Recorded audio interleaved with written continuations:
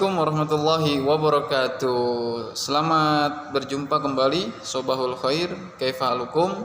Mudah-mudahan kita semua dalam keadaan sehat walafiat. Baik anak-anakku sekalian, sebelum kita mulai, marilah kita awali dengan pembacaan basmalah. Say to basmalah.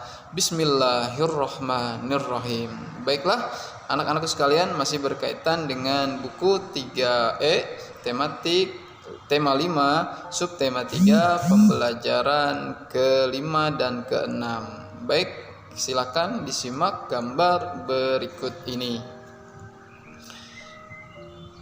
Nah, setelah kalian melihat kedua gambar tersebut, kira-kira yang muncul di benak hati kalian adalah bila melihat korban dari bencana, dari musibah tersebut, baik itu musibah longsor dan juga banjir, maka di benak kita adalah bagaimana kita bisa meringankan beban yang ada pada korban bencana tersebut.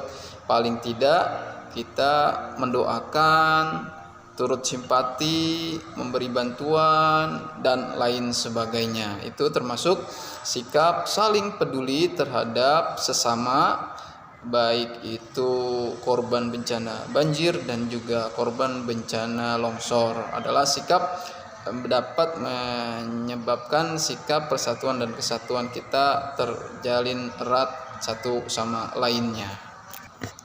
Selanjutnya kita perhatikan gambar berikut ini. Ada gambar cuaca hujan yang sangat deras, gambar mobil sedang melakukan perjalanan.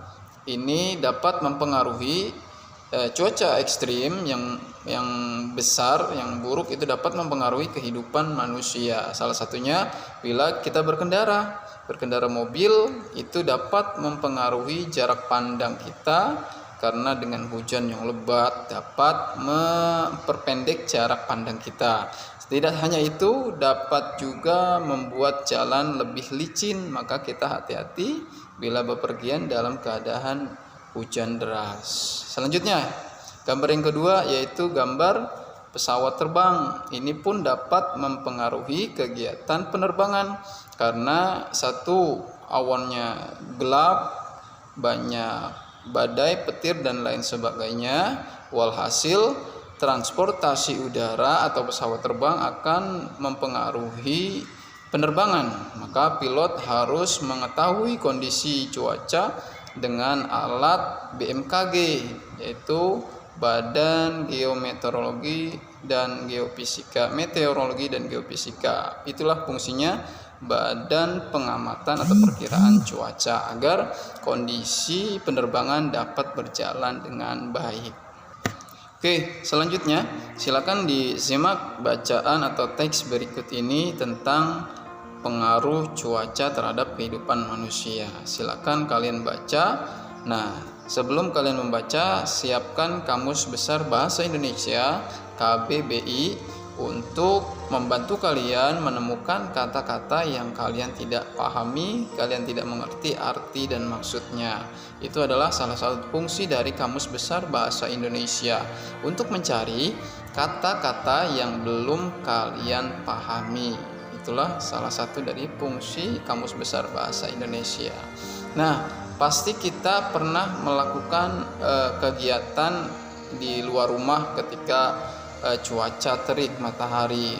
Banyak kegiatan yang dapat kita lakukan, di antaranya bermain layang-layang, bermain belembung udara, makan es krim dan lain sebagainya. Semuanya itu dapat kita lakukan ketika cuaca cerah atau terik matahari.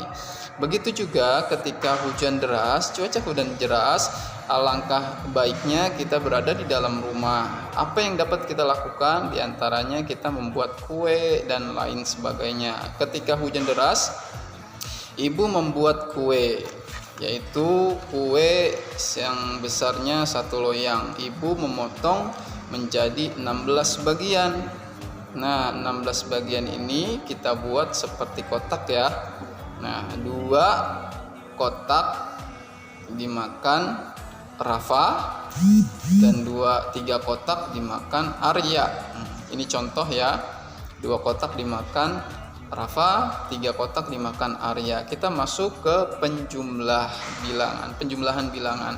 Perhatikan, angka 16 penyebutnya sudah sama, berarti kita tinggal jumlahkan saja 2, yaitu pembilangnya. 2 dari kue yang dimakan Rafa ditambah 3 dari kue yang dimakan Arya, berarti jumlahnya 5/16. Oke. Contoh yang kedua, lihat, perhatikan gambarnya, ada bulatan kue dipotong oleh ibu 10 potong sama besar. Rena memakan 2 potong dari 10 potong, Adel memakan 1 potong, dan Alia memakan 1 potong. Perhatikan, penyebutnya sudah sama, yaitu 10. Maka kita hanya menjumlah pembilangnya saja.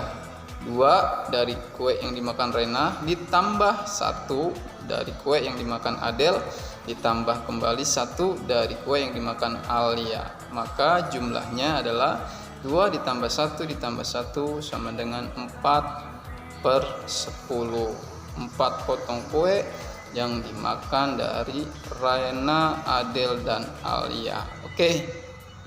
Semua manusia Allah ciptakan berbeda-beda, dari manusia laki-laki, perempuan, sukunya beda, adat istiadatnya beda, agamanya pun beda, kegemarannya pun beda. Nah, semua itu perbedaan kita jadikan sikap saling menghormati dan menghargai perbedaan.